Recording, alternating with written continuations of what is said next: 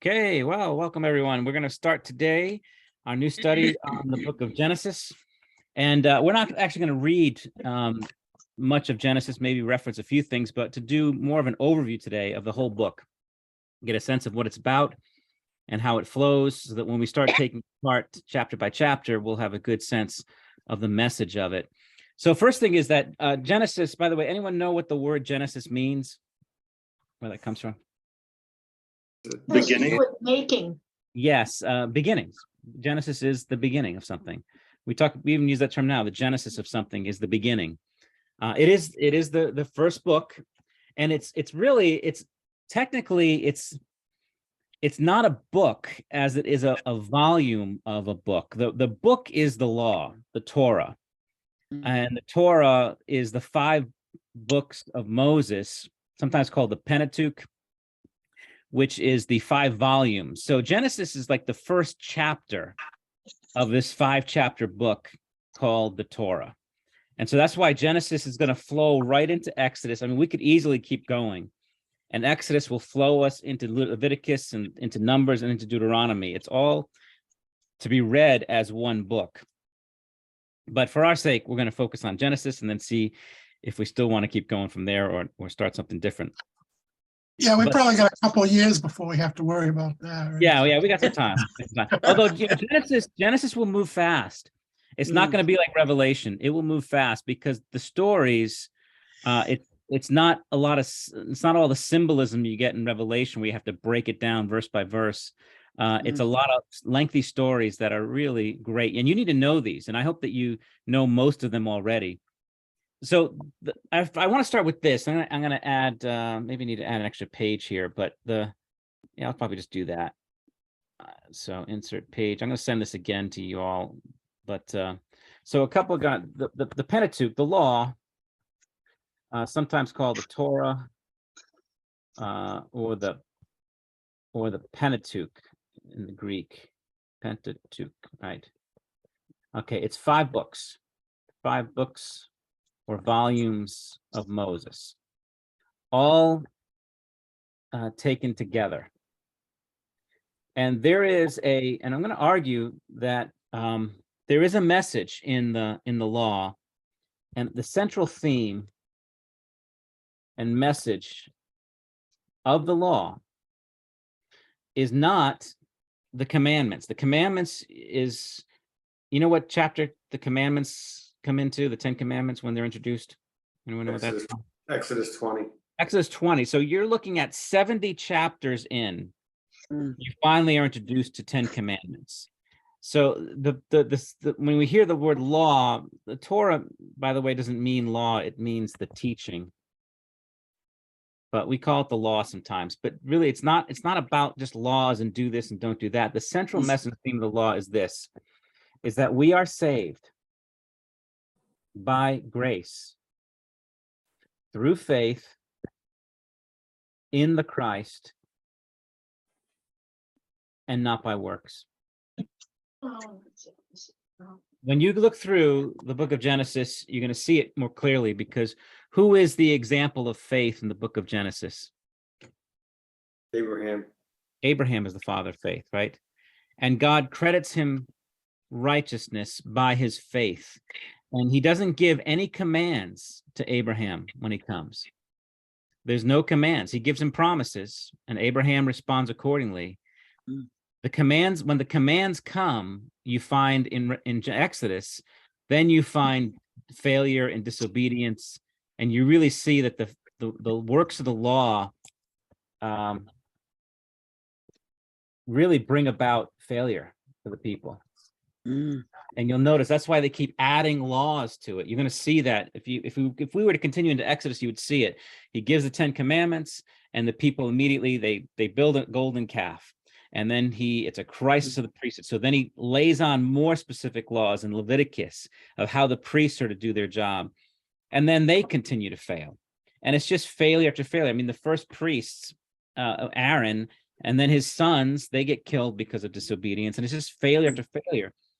And we have to drive this theme home, that we're going to see all these stories are going to be driving home this theme of God's grace achieved through faith, but also in the Christ. And by Christ, we mean, what does the word Christ mean? Messiah. Yeah. Is the Messiah or The anointed one. the anointed one?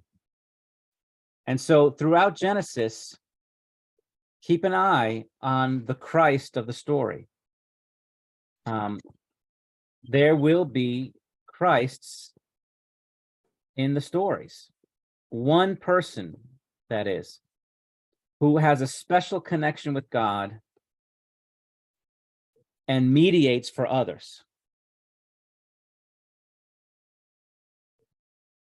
So, for example, in the flood story, who's the Christ in the flood story? Noah. It's Noah. Mm.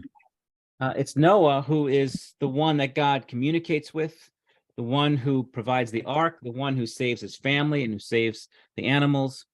He's the one that God works through him. You're going to see that with Abraham. You're going to see it with Isaac. You're going to see it with Jacob. You're going to see times when God is blessing people because of the Christ, the one anointed one, his chosen one. The story of Joseph is another one. How many times do you remember reading Joseph where God blesses Potiphar's house? God saves the world because of Joseph, because of what he did. And so you're going to see that. So keep an eye on that theme. So there's going to be this theme of God working grace to people. And those who receive it by faith, not because they performed duties, but because they believed. And it's mediated to them through a person, through someone. And that's going to be one of the major themes. So those are some of the things to reflect upon. But I want to go through a quick overview. And so what I want to do is this. Here's the rough outline of the book of Genesis. Just We can one put it quick down. que- Yeah, can I please. get one quick question? Yeah, please. If the Torah is only the first 5 books, what do the Jews call the rest of their book? Yeah, they call it's the whole book is called the Tanakh, which stands for the Torah, and then N and the K stand for other things. It's the prophets, the writings, I think it's the writings and the prophets. So that includes like the history. Do you know what it is, Rob? You look like you. Yeah, my brain. I wrote a paper on it. And I can't think of. Yeah, it's the writings. It's the prophets, and it's is it the Psalms? Oh. Yeah, they have different, but basically, Jesus sums it up as, look, it's the law and the prophets. So you have the law and everything else is the prophets in the Old Testament. But they do have sort of classifications of the prophets. You've got like the histories, the writings, history like from Joshua to Second Chronicles, to actually Joshua to Esther is considered the history. And then you've got the poetry, Job to Song of Songs. And then you've got the prophets. So, yeah, but I think that the phrase is Tanakh, and I have to, that might be an extra credit assignment to find out exactly what that those stand for. But the T is for Torah, and the N and the K are for other things. All right. Any other questions before we get moving along here? So we can divide Genesis into 3 parts. The first part is what's called the prehistory. From creation through the Tower of Babel, chapters 1 to 11, all this is sort of the prehistory setting up. It's really setting the stage for God's work of redemption. So the whole prehistory sort of foretells what's going to happen. It lays the foundation. It sets the tone. It lays down the story. So when you see a movie, usually the first, I don't know how many minutes of a movie, 15, 20 minutes it is, kind of establishes the characters, establishes the dilemma, and really kind of lays the foundation for the story to follow. That's the first 11 chapters. Very important. Basic understanding of the world, who we are, why we're in the mess that we're in, why are there so many nations, why are there so many languages, how are we to understand this? Why are we so bad? And yet, why is there a spark of divinity in us? What does this all mean? That prehistory kind of lays that great foundation for us there, 1 to 11. Then in the second section is the patriarchs, the covenant that God makes with the patriarchs, 12 to 35. The 3 patriarchs, the fathers of Israel, is Abraham, Isaac, and Jacob. We'll come back to those in a second. And so 12 to 35. focuses on their stories and God's covenant promises with them. And then the last section of the book, 37 to 50, is the journey to Egypt. It sets up the book of Exodus, and it's the story of Joseph, which basically tells how Israel, God's people, his covenant people, ended up becoming slaves in Egypt. So it tells that journey. And all along the way, there are stories that are designed to drive home the themes, as we mentioned, of the grace of God and the faith that he requires for salvation, and this theme of his anointed one, the special ones that he is going to, and all of that those anointed ones, those Christs, are going to ultimately point to the one Christ that we've all been waiting for in Jesus. So let's go through it here. So the prehistory, I want to do a little exercise with you here. I'd like some volunteers here for this one, if you don't mind. I can't see everybody on the screen here, so you're going to have to maybe make a noise of some sort to let me know that you're volunteering. But I'd like someone to, let's see if I can get down here. Just kind of maybe tell the story as you know it of the creation, and then someone else tell us maybe the story of the fall, and then we'll talk about Cain and Abel, the flood, and Tower of Babel. Just maybe like in a minute or so. How would you tell the story of creation? Anyone want to take a stab at that? Speak out here. Again, I can't see everybody, so you're gonna have to just. Everyone's just jumping right up there. All right, you know what? I- I'm gonna start volunteering people. Okay, here, Rob, start us off here. Tell me the story of creation. You said to make a sound. Is it okay if I just grunt? There you go. Well, it says that God created out of ex nihilo, out of nothing. So, which is not to say that God didn't exist, but because he self-exists. So a self-existing God created everything out of nothing. He created the world. It was formless and dark. And in 6 days, beginning with let there be light, he created everything we see. And that's it.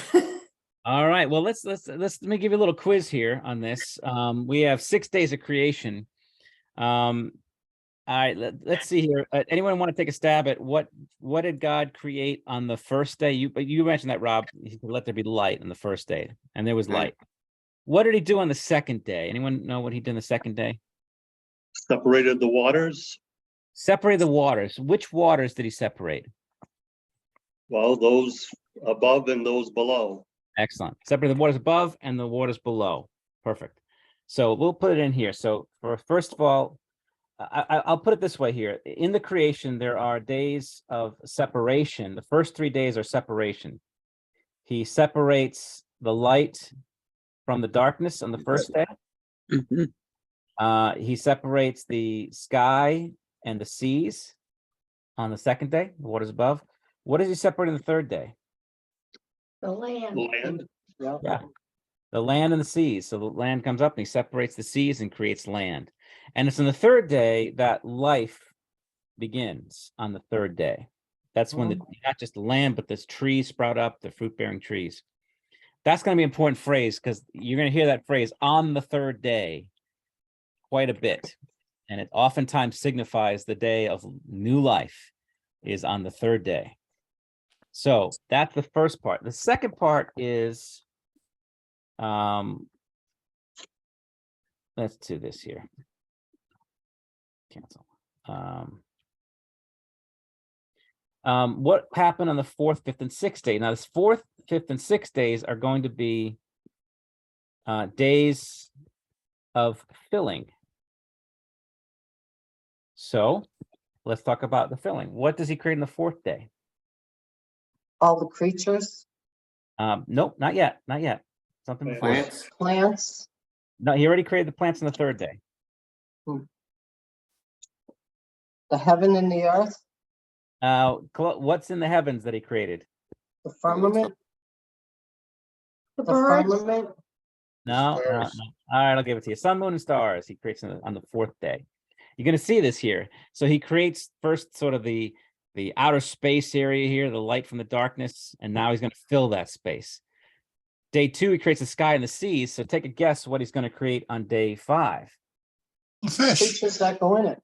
Yeah, the fish and the birds. Big bass. Yes, he's going to create the fish and birds on the 5th day, matching the sky and the seas on the 2nd day. On the 6th day, what does he create then? Man, Man, But he does create something before Ant-Man. The Garden Oh, land- of Eden. the what? Land creatures. Yeah, the land animals, the animals. So he creates the land animals on the 6th day, and then he creates the man Man. on the 6th day. And then the 7th day, He He rests. rested. you rested on the 7th day. Okay, so that's your day. So you can start, remember that days of separation. He starts by taking 3 days to create the containers, and then the next 3 days he fills each of those containers for us. And you really see, what does he say about after each day of creation? He has some very important things to say. And he That- saw it was It was good. good. Yes, yes. So God speaks everything, and God declares everything good. The other thing I think is very interesting, he says there was a morning and there was a night. Identifying what a day is. Yeah. Actually, he says it's evening first and morning second. Is it? Okay. Yeah, it's really interesting. So it's evening and then morning. That's why they The start, Jews- the Jews will start the Sabbath. They don't start it on Saturday morning. They start it on Friday night. So it goes from morning, evening to morning, evening and morning. Okay. All right. So that was a great summary of the creation there. Then God, it does say something special, extra special in Genesis 1 and 2 regarding the creation of man. And what does he say about the creation of man? It was Very good. very good. Is what is very good. Very good. Yeah. What else? How does he create man? From Yes, dust. he's God and the Lord in the Trinity's image. So first thing, it's made in God's image and made, if you remember, male and female. And what else did he say about it? Remember, he Breathed life into it. yeah, from the dust and breath. Okay, I'm gonna get into all those things. That has so much significance. We'll get into that when we get to chapter 1 and 2. All right, so those are some of the things here. Now, the next part is the fall. What happened in the fall? Who wants to tell me the fall story here? Very briefly here. I can give you a summary of that. I'll give it a shot. Okay. All right. Teresa got your hand up first. I'll call you here. Okay, what happened in the fall? The serpent came to Eve and convinced her that God was not telling her the truth, and that if she ate from the apple, she would be as powerful as God. And she wanted to be like God, so she talked Adam into taking a bite, and we're still paying for it. Okay. All right. So it's all the woman's fault. That's what we learned from the fall here. Right? So, all right. Well, it's a good summary here. What was to start with? What's the whole thing with? Was it an apple? What was that fruit? There was don't know. one law and only one law that they had to follow. Yeah. And not to eat from the tree of life, or was it the tree of life? No, Knowledge Of knowledge. the knowledge. Yeah, Knowledge tree of good knowledge and of evil. Yes, the 2 trees in the center of the garden was the life and the knowledge of good and evil. Don't eat from the knowledge of good and evil, lest you die. And the serpent comes in, and this is now sets up the drama, is the disobedience. And one of the things about this is she didn't make her husband eat it, did she? No. Any more than the serpent made her eat it. The fact is, Adam and Eve were both together when this was happening. Mm. The disobedience of the man and the woman Mm. in taking the forbidden fruit. It was not for them. Was it a good tree? Yeah, it was good for viewing. It was nice looking. Yeah, it was good. Everything was good. It just wasn't for them. Okay. So it's a good tree, but not for them. Mm. Not everything's for you. There are things that are not for you that are meant for other purposes. It was not for them to take that one tree that had another purpose, and they disobeyed. And what was their motivation? They wanted to be like God. Pride. Be like God, right? to be in control and really just exalting themselves. Mm. And that's always that is at the heart. The original sin, we call it, what is it? Pride, right? Mm. All right. So we have this And fall. that's what the fallen angels did too. They wanted to be like God. Yep.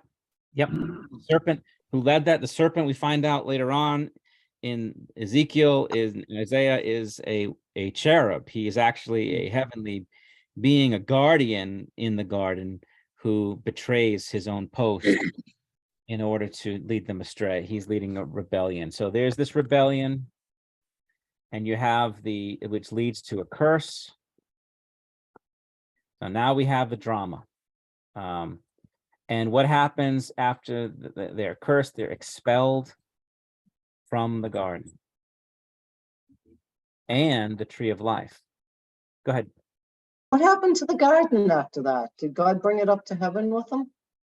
Yeah, that's the sense, is that that he removes himself from that in a number of ways. You can do this. What makes the Garden of Eden so beautiful and precious and full of grace is the very presence of God. This is his home. He's dwelling with them.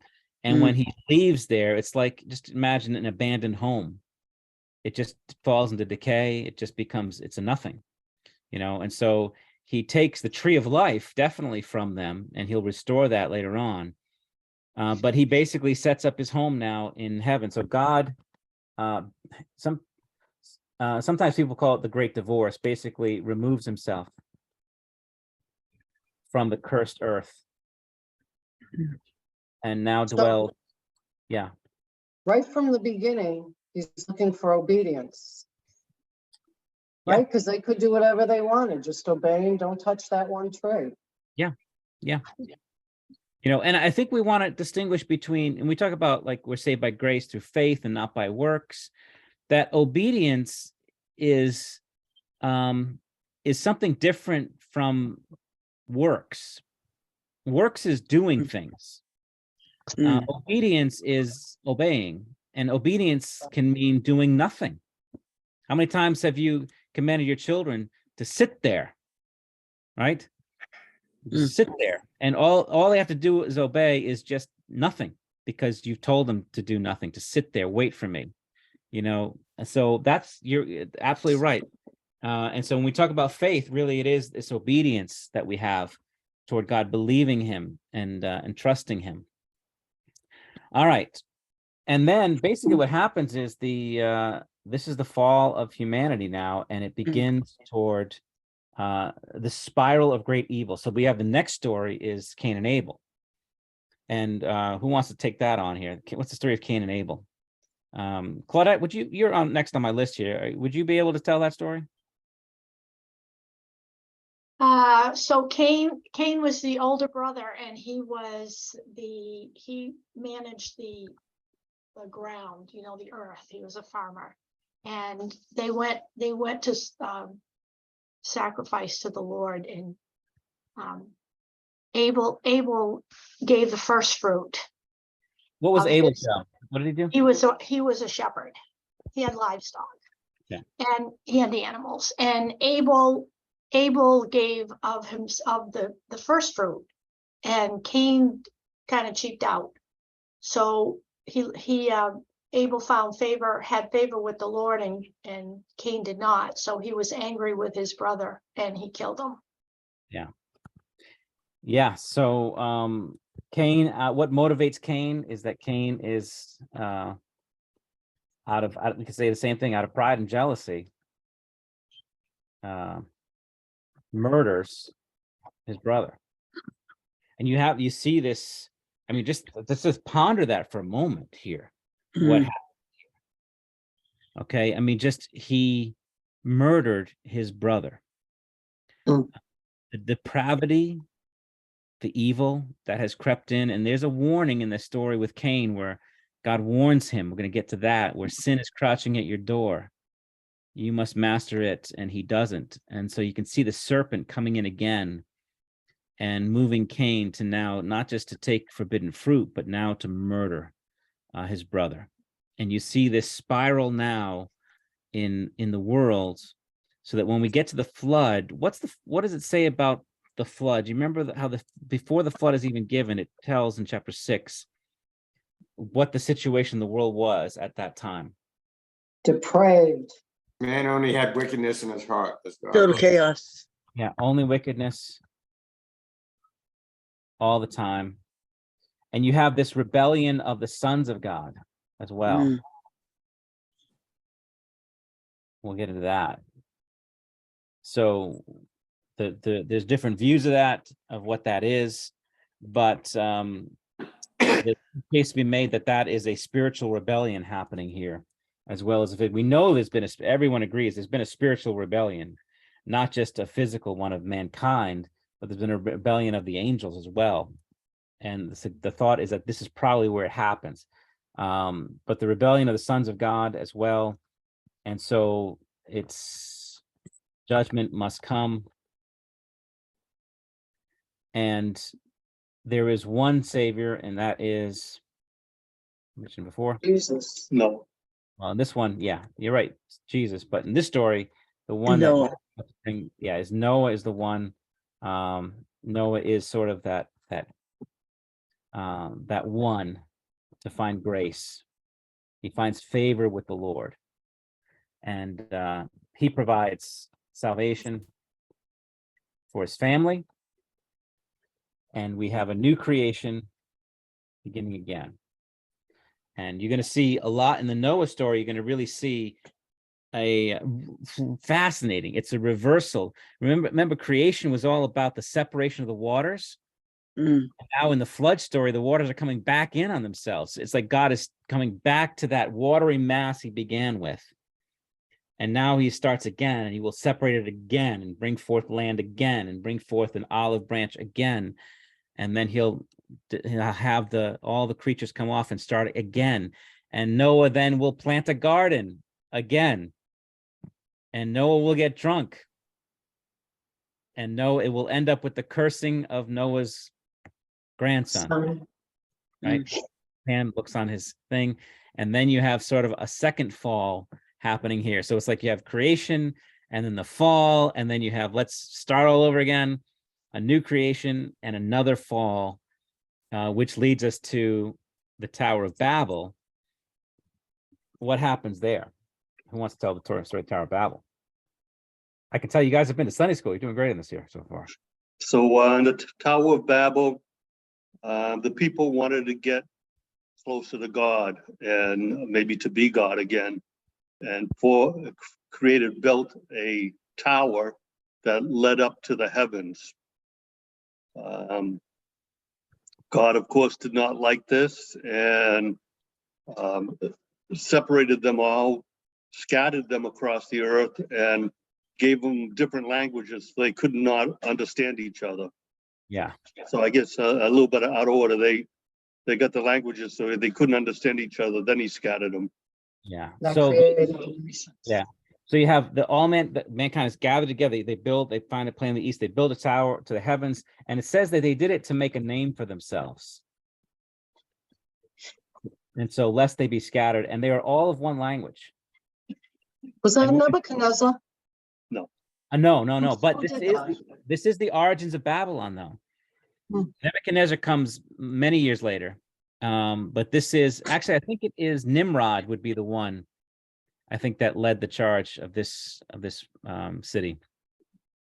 All of one language, and then the Lord confuses the language, hence you get the name Babel, to confuse, and scatters the people. And now we have sort of all the nations of the world. And so that's where we end up. That's all the prehistory. So you end up with a situation where we all know something's horribly wrong, that this world is cursed. And we're also not just are alienated from God, and we are all going after other gods and in rebellion, but we also hate each other. And there's also confusion and mistrust. And these stories kind of lay down the foundation, help explain of how we got where we are. So the whole rest of the Bible now is about how are we going to come back to the good that we saw in creation, or maybe even the great, the better than what we had at the beginning. How are we? This is what we call redemption. How are we going to come back, redeem, be restored to the Garden of Eden? How will he reverse the curse? How will he bring the nations back together and unite us all in him? How is this going to work? And so that's where, but it kind of lays that story. And so it's almost like a thriller. It's like, stay tuned now. This kind of hanging on a cliff here. What's going to happen next? And that leads us now to the next section of Genesis, which is the covenant with the patriarch. So God finds one man, Abraham, and he establishes covenant. So very quickly, this is a covenant he makes with Abraham, and then to his son Isaac, and then to his son Jacob. He will become the God of Abraham, Isaac, and Jacob. And what was the promises of the covenant? What did God promise Land, Abraham? All right, so first he provided the land, right? In particular, it was what? The land of what? Canaan? milk and honey. Yeah, land of Canaan, which will also become to be also the land of milk and honey. But that land, it was being occupied by Canaan, who was the one cursed back in the flood narrative after the flood.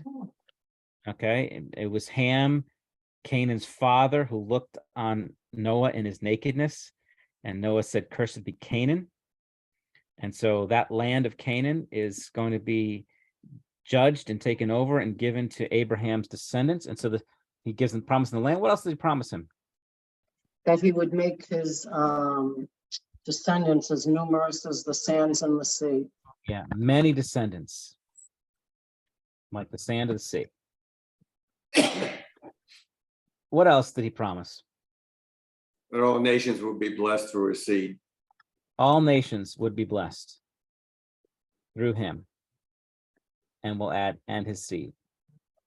So those are your three promises, and you're going to see that. So when you hear those promises, and then you're going to read the stories about Abraham, they're not moral stories saying you should be like Abraham and Isaac, because there are certain things that these guys do you probably don't want to do. But they are stories about how God is fulfilling his promise to give him the land, to give him many descendants, and to bless, and that's the main point here, to bless the world, bless all the nations we blessed through him. His intent is, which he states at the beginning, is to bring back all those nations that he scattered to himself. And so that's where those promises have, and you're going to see that those promises reaffirmed with Isaac and with Jacob. And you can read those passages of yourself there too. After Jacob's story kind of comes roughly to a close in 36, you have next the journey to Egypt. And this is the story of Joseph. Tell me, who can tell me here, who was Joseph? Son of Isaac. The youngest. Son of Jacob. Yes, he is the 11th son of Jacob. Maybe he had 12. But what made him stand out was that he was, how did his father feel about him? He was born of his favorite wife, Rebecca. It's interesting, he was his favorite son, and Rachel was his favorite wife. Rachel, sorry. But that's not why he loved Jacob more than the others. I don't know if anyone remember. He was, because he was the child of his own, as an old man, that was his child. Yes, he was Baby. Jacob's favorite because he was the son of his old age. That's what it says. I don't know what that is, but apparently when you get older, you love those little ones better than the first ones you made. Didn't he Don't- have a son after Jacob? Benjamin. Yes, Benjamin. He's a favorite son. He's the beloved son of his father. What happens to him? His brothers We're jealous. Betrayed, sell him into slavery. and sold into slavery by his brothers. Then he goes to Egypt, where he is slandered, falsely accused, Put into prison. and condemned to prison by Gentiles. And then, after he's in prison, what happens to him? He becomes second in charge of Egypt to the Pharaoh. Yeah, do you remember how that happened? He Tells us interprets dreams. Yeah, through interpretation of dreams. It really is through God's favor here. He becomes second most powerful in the world. Mm. And he uses his power to save his brothers, his family, who betrayed him. Mm. So it's an interesting story, huh? Mm. And it's the longest story in the book of Genesis by far. Pay close attention to it. And it's sort of, I think, more than any other story, this one really foretells the Christ, as you can see, who was the beloved Son of the Father, betrayed and sold by his own people and handed over to Gentiles who accused him and condemned him and put him to death, and then by God's grace was raised and exalted to the highest place where he uses power to save the world. And his power to save, how about that? The world and his family who betrayed him. There's the story of Christ. There's the story of our Jesus in the story of Joseph. So that's a quick overview of it, of the book here. I want to go through a couple quick themes with you to keep an eye on, and then we'll close it out here. So there's so many ways to approach Genesis, but there are some strong themes to keep an eye out for. There's a battle going on, and the key verse in this battle, let me start another screen here, is Genesis 3:15. It's when God curses the serpent. Do you remember what it says there? Does somebody have that? Want to read that? Yep, says, and I will put enmity between you and the woman, and between your seed and her seed. He shall bruise you on the head, and you shall bruise him on the heel. Yeah. Enmity between the serpent and the woman. And you have the seed of the serpent will bruise, it says, what, the heel Mm. of the son of the woman. And the son of the woman will what? Or bruise your head, or crush his head. Will crush the head of the serpent. So he foretells a little bit of the story here. So there's going to be, keep an eye on the son of the woman versus the son of the serpent. And what you're going to see is that the serpent attacks and wounds, but the son rises victorious in the end. That's how it works. So look at the story of Cain and Abel. The story of Cain and Abel it's pretty clear. You have two brothers. One of them is the son of the woman. One of them is the son of the serpent. Any guesses who we're talking about here? Who in that story is the son of the serpent?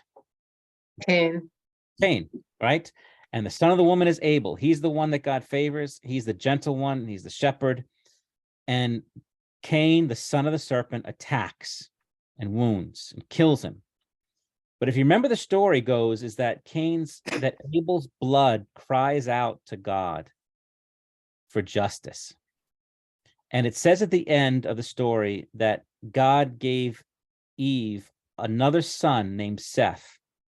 And she said he takes the place of Abel because Abel was killed. God has given her another in Seth. She had many sons and daughters, but Seth particularly is the one who is sort of Abel resurrected. He takes the place of Abel, and he's the one who rises victorious. And Cain's line will be completely destroyed by the flood. Only Seth's line will continue. And so in the new creation of the heaven of Noah, it is Noah, a descendant of Seth, that continues. All the descendants of Cain are gone.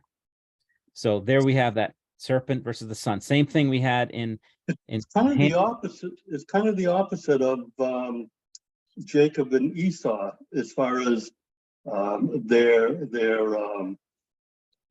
what they do in life. Where Cain was the farmer. Let me see if I'm getting this right. And then Jacob and Esau. Well, no. Yeah. Jacob and Esau. Jacob was also the farmer, right? Jacob was a shepherd. Jacob was the shepherd. They're Okay. all, that's it. They're all shepherds. It's like if you're not All sure, right. they're a shepherd. Okay. Really interesting. And so but you have even there Jacob and Esau. Esau tries to kill Jacob, and Jacob is wounded and beaten and just devastated. But he's the one who rises at the end. Esau, Edom is eventually destroyed. Jacob's descendants continue. Ham and Shem, you're going to see the same story with them. These two brothers, one of them commits a shameful act in exposing his father's nakedness. The other one covers him up. One is cursed, one is blessed. And you're going to see that. And Ham becomes the father of the great powers, Babylon, Egypt, all these great powers who are cursed. Ham is sort of the founder of them, and Canaan as well. That's one way to look at it. So that will continue, and it culminates if we went into Exodus, you see it in the Moses story, where Moses is the son of the woman because he's the one born. All you know about is how his mother protected him and saved him. He's adopted by Pharaoh. It's a very feminine, a lot of feminine story here, a lot of mothers in this story, emphasizing he's the son of the woman. And Pharaoh is the son of the serpent. And if you didn't know that, just look at his crown, as he has a serpent right there in his crown. And it's Pharaoh who's afflicting God's people, but it's Pharaoh who will be devastated at the end, and God's people will be raised. So that theme goes through all these stories here.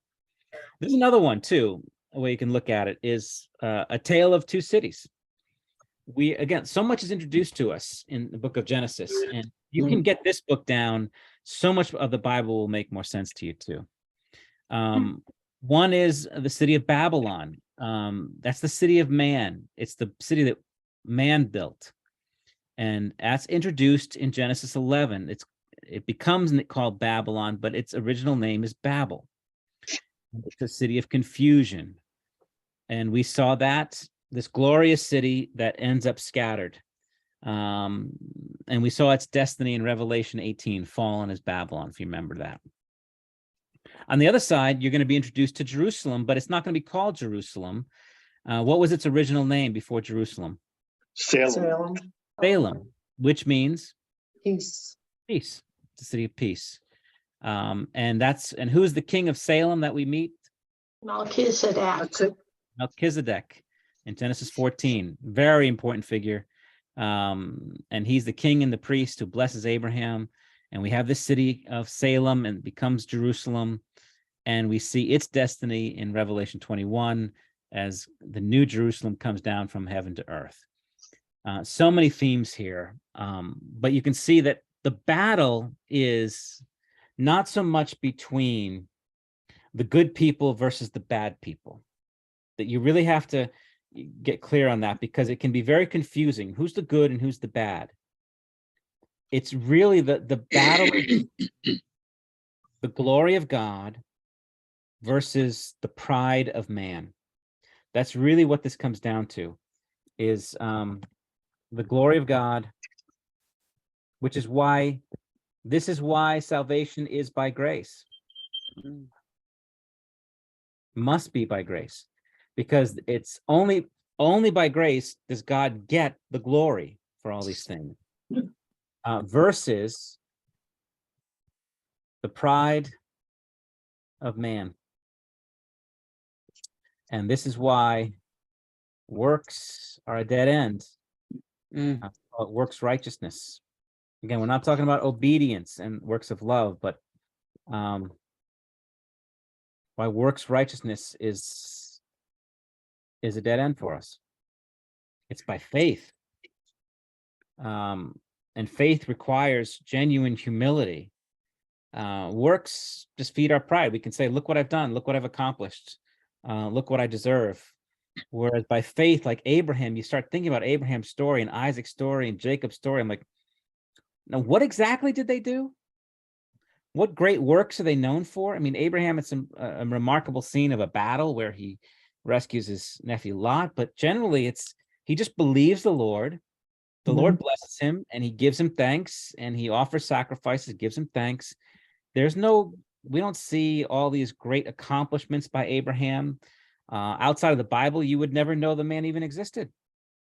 But all the great cursed people, all their works are seen everywhere. You see still the pyramids in Egypt, the ancient wonders of the world, all these things.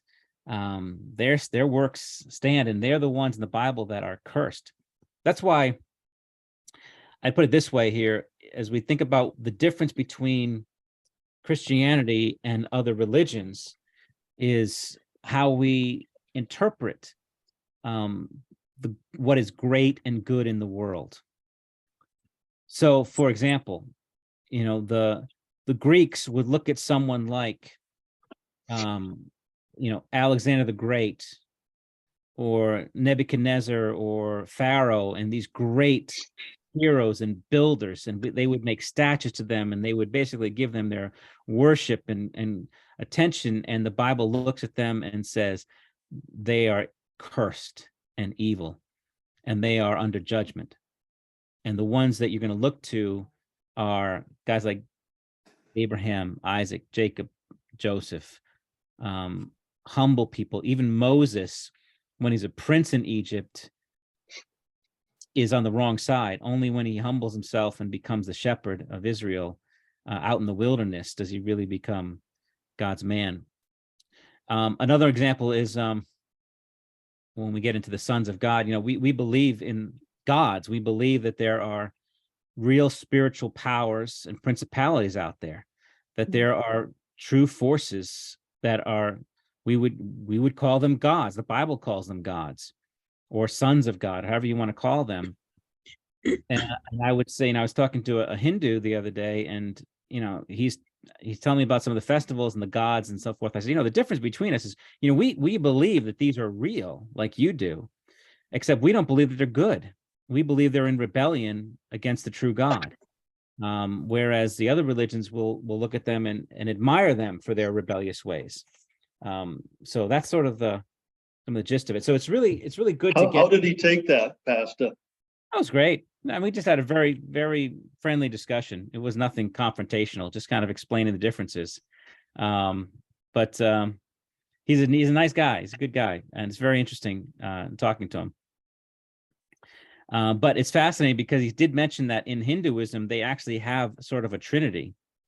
They have sort of three gods that are above all the others.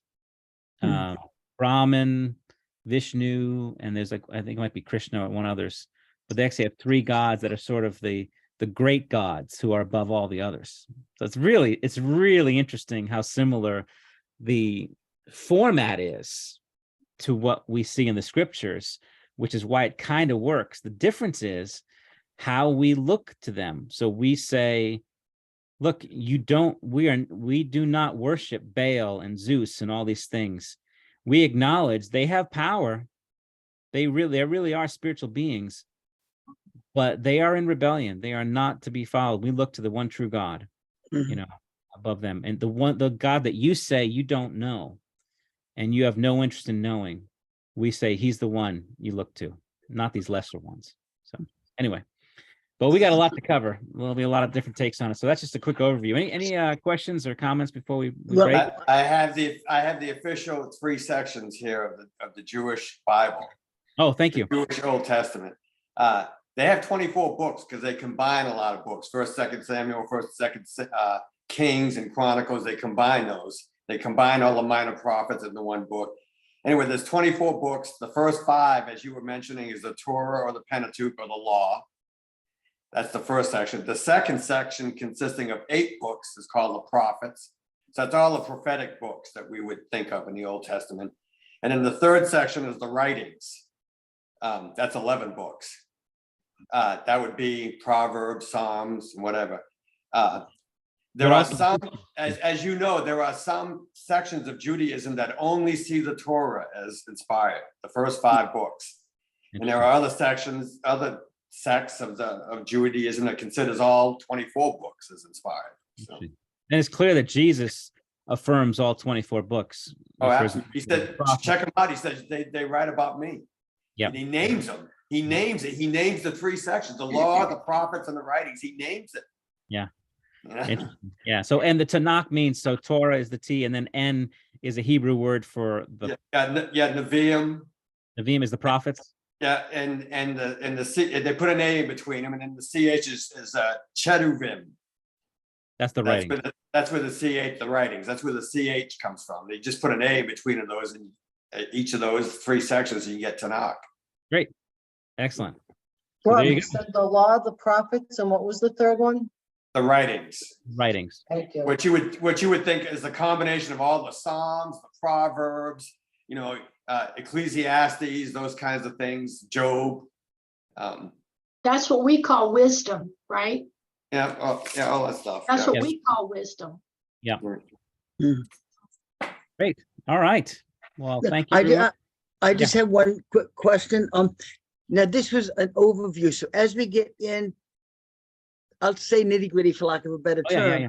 Are we going to be like when we're discussing Abraham, for example, as Abraham followed the Lord, there was a 14-year period where God was not speaking to him, yet Abraham remained faithful and obedient and waited Yeah. for the Lord. Yeah. We'll get into those things. Oh, absolutely. Yeah. We're gonna break it down verse by Good. verse, chapter by chapter. There's We'll a go lot through there. it. There's Good, a lot there. okay. So Thank we'll you. be around Genesis for a while here. Don't worry about Okay. that. I wanted to mainly just kind of give a brief overview so you can get a little sense of the things to look for when you read it. I'd encourage you to read it this week if you know, and just to kind of go through and try to get a flow for the story and let it take you where it goes. I'd encourage you to try to read it this way. Don't read with any sort of interpretation or trying to understand. Just let the story tell itself and let it take you, even if it takes you to strange places where you're like, what is that about? Why does that make? Just kind of follow the story and just see the things that God is looking for, and the things that the way that God moves in every story. I think that's really helpful. You're gonna get confused if you're looking at Abraham, Isaac, or any of these guys as models of behavior, because they're just men and they're gonna make some big mistakes. But if you look at every story and say God is the hero of every story, what is God up to? What is he doing here and how he does things? And there's a lot to learn from that. So Can I read this verse in Luke 24, one verse? Yeah. This is Luke 24, verse 44. It's huge. He's speaking to the apostles after the resurrection. And he says, now he said to them, these are my words which I spoke to you while I was still with you, that all the things which are written about me in the law of Moses, that's the Torah, and the prophets, that's the second section, and the Psalms or the writings must be fulfilled. Yeah. Everything written about me in those 3 sections. And Yeah. even he recognizes what the 3 sections are, excellent. in the Hebrew Bible. Yeah. Great stuff. Great stuff. All right, we're going to stop here